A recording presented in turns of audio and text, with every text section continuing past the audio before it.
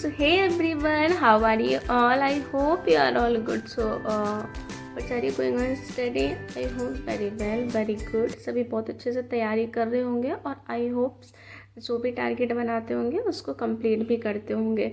Target बहुत long ना बनाए, लॉन्ग भी बनाते होंगे तो आई होप आप कंप्लीट कर ही लेते होंगे, राइट. मैं भी अपने छोटे छोटे से टारगेट को बना के बस वही कंप्लीट कर रही हूँ अभी. तो बस यही मेरी स्ट्रेटजी है और इसी को मैं फॉलो कर रही हूँ, क्योंकि होल डे जो हमारा होता है ना, स्कूल फिर हाउस होल्ड वर्क्स, तो काफ़ी सारी चीज़ों के अलावा जितना भी हमारे पास टाइम मिलता है ना, बस उसको यूटिलाइज़ करती हूँ. मीन्स टू से जितना भी टाइम मिले ना उतना अपने स्टडी पे फोकस करना चाहिए, क्योंकि this time is most important part of my life. Only focus on study, focus on my dream. Okay, तो आई होप आप सबके भी यही होंगे. और वैसे देखो लाइफ निकल रही है, एज भी निकलती जा रही है ना, और एग्ज़ाम गवर्नमेंट नोटिफिकेशन आता है और मीन्स टू से सिर्फ हमारे पास 2 या 3 मंथ्स ही रह जाते हैं और हमारा एग्ज़ाम हो जाता है. तो 2-3 मंथ्स में कितनी ही एग्ज़ाम हो पाएगा, है ना, कितनी ही तैयारी हो पाएगी, हमारा पूरा अच्छे से सिलेबस भी कंप्लीट नहीं हो पाता. अच्छा, तो यही होगा ना कि हम पहले से उसके प्रिपरेशन करने लगे. जैसे मुझे मेरा टारगेट बस जैसे KPS हुआ, DT+ भी मेरा टारगेट है, तो मैं बस उसको थोड़ा सा लेके अभी से कुछ कुछ स्टार्ट कर दे रही हूँ. सिर्फ ये फोकस करके मत कीजिएगा सिर्फ सीटेट ही पढ़ना है. जस्ट इम्पोर्टेंट, मतलब सीटेट इम्पोर्टेंट है, बट जिनका क्वालिफाई नहीं हुआ उनके लिए सीटेट बहुत इंपॉर्टेंट है, क्योंकि सीटेट के बिना तो आप अदर एग्ज़ाम में कुछ भी अप्लाई कर ही नहीं पाएंगे, है ना. ये तो जैसे सब सारी चीज़ों का एक तो प्री समझ लीजिए आप, पहले आपको प्री तो क्वालिफाई करना ही होगा, है ना. तो बस अपनी स्ट्रेटेजी को बहुत अच्छे से बनाइए, अपनी थ्योरी को कंप्लीट कीजिए, कंटेंट क्लियर कीजिए, और बस यही है कि अपना पढ़िए, है ना. और जैसे जिनका क्वालिफाई भी हो गया है तो वो अपने आगे की स्ट्रेटेजी को कीजिए. जैसे आगे उनका टारगेट क्या है, मे बी 24 तो देखो निकल ही जाएगा. 1-2 ये हमारा मंथ्स क्या, अक्टूबर, ये तो नवंबर एंड दिसंबर.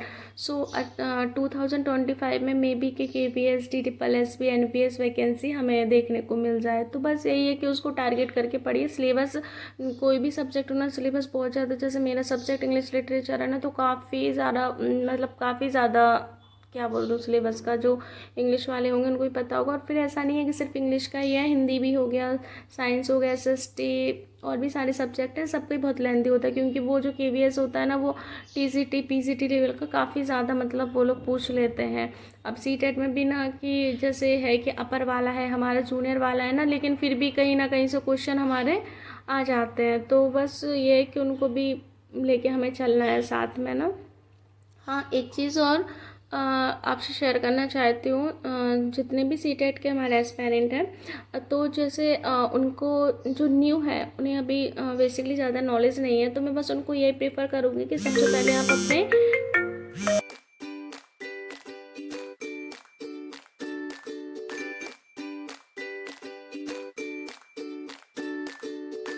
हाँ, तो बस यही था कि जो भी न्यू है, मतलब जिनको अभी बेसिक से कंप्लीट करना है, तो सबसे पहले वो अपने कंटेंट को क्लियर कीजिए.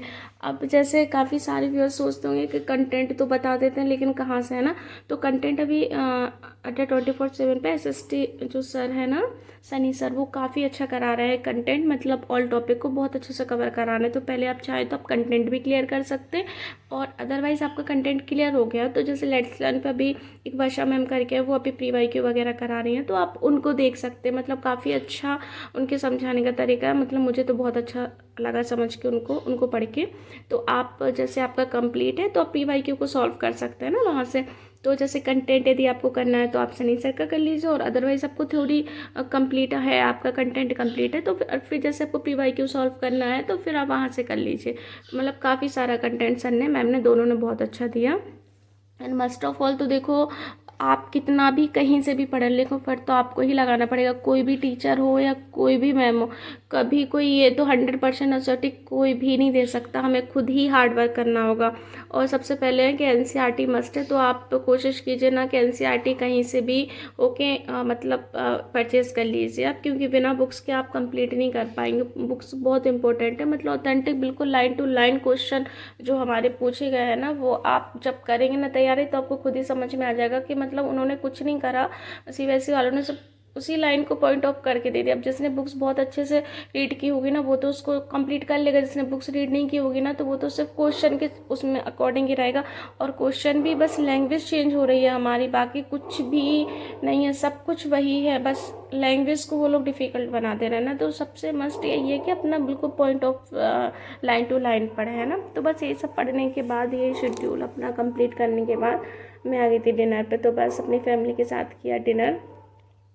एक्चुअली क्या था ना, बहुत सारी शॉपिंग वगैरह भी हो गई थी। अभी करवा चौथ भी आ रहा, काफ़ी जो मैरिड हमारे ब्यूटीफुल वुमेन्स होंगी, राइट, बोलना चाहिए, अप्रिशिएट करना चाहिए, खुश होना चाहिए, राइट। तो फेस्टिवल आ रहा तो बस उसकी थोड़ी शॉपिंग होने लगी, क्योंकि फिर क्या दिवाली आ जाएगी तो बिल्कुल भी टाइम नहीं मिलेगा। तो फिर इतना ज़्यादा हम लोग टायर्ड हो गए थे कि फिर बस ये कि बस डिनर पे आ गई फैमिली के साथ। बस इससे ये होता है कि थोड़ा सा टाइम स्पेंड हो जाता है, क्योंकि उनको भी टाइम नहीं मिलता अपने ऑफिस से और मुझे भी अपने स्कूल से, वही सब, मतलब इतना बिजी शेड्यूल हो जाता है ना दोनों का कि शायद टाइम इतना मिलता ही नहीं है। शाम को ये जो भी 2-3 आवर हम लोगों को मिल गए उसमें भी, है ना। तो फिर बेटी भी है तो बस यही कि थोड़ा सा टाइम स्पेंड हो जाता है। तो मोस्टली हम लोग यही सोचते हैं कि चलो कुछ बाहर कुछ अच्छा खा पी के आए, मतलब थोड़ा माइंड भी अच्छा हो जाएगा। और फिर क्या है ना, कितना सब कुछ, स्कूल भी, फिर इनका ऑफिस भी, फिर आके फिर वही किचन, तो फिर मतलब नहीं हो पाता, मतलब मुझसे तो नहीं हो पाता। काफ़ी सारे लोग कर भी लेते होंगे, क्योंकि जैसे सुबह उठते ही मतलब वही स्टडी, वही किचन, फिर वही स्कूल, मतलब इतना सारा शेड्यूल, तो कहीं ना कहीं मतलब एक जैसा रूटीन चलते चलते भी बोरियत आ जाती है। तो बस ये है कि कभी कभी अपनी फैमिली के साथ निकल जाया करो। लाइफ में ये शायद मोमेंट नहीं मिलेंगे। मतलब मैं इसलिए भी ये बात कह रही हूँ बिकॉज क्योंकि क्या है ना कि लाइफ में जो आज है ना, मैं प्रेजेंट पे बिलीव करती हूँ। प्रेजेंट में हैप्पी रहना सीखिए, प्रेजेंट को एंजॉय कीजिए। फ्यूचर की चिंता इतनी ज़्यादा मत कीजिए ना कि हम अपना प्रेजेंट ही भूल जाए। आज शायद जो हमारे पास गुड रिलेशनशिप है, जो हमारे पास गुड विल्स, मतलब जो हमारे पास बहुत, जो हमें लविंग केयरिंग है ना, अंडरस्टैंडिंग जो भी हमारे पास है, तो शायद वो देखो सिचुएशन कुछ भी हो सकती है। कल क्या पता कहीं किसी का ट्रांसफ़र हो जाए या कहीं, तो जो भी है साथ रहो, प्रेजेंट में रहो, प्रेजेंट को एंजॉय करो, है ना। सबको पता है, सब प्रिपरेशन कर रहे होंगे, मोस्टली सबको पता है किसी की जॉब, मोस्ट मतलब ये मान सकती हूँ कि 1% ही ऐसे होते हैं जिनकी शायद जॉब उनके एरिया में या उनके होम टाउन में मिल जाए, वरना आफ्टर ऑल सबकी बाहर। और यदि लाइफ में कुछ करना है तो मोस्टली देखो सबको ही मैं तो बस यही प्रे करती हूँ कि कहीं भी जॉब रहे, मैं मतलब साथ ही रहूँ, मतलब मैं इतना दूर ना रहूँ, ना मुझे इतना दूर रहना है कि भले लड़ते रहो झगड़ते रहो, लेकिन साथ रहना इज़ मोस्ट इम्पॉर्टेंट। तो शायद सही भी है ना, क्योंकि बहुत सारी चीज़ें जो दूर कनेक्टिविटी में नहीं हो पाती ना, वो साथ रह के शेयर कर लेते हैं हम। लड़ाई झगड़ा सबका सब चलता, लेकिन फिर भी कहीं ना कहीं कुछ चीज़ें मैटर करती हैं, राइट, बच्चे के लिए भी एंड फैमिली के लिए भी। तो बस यही लाइफ में चलता रहता है ना।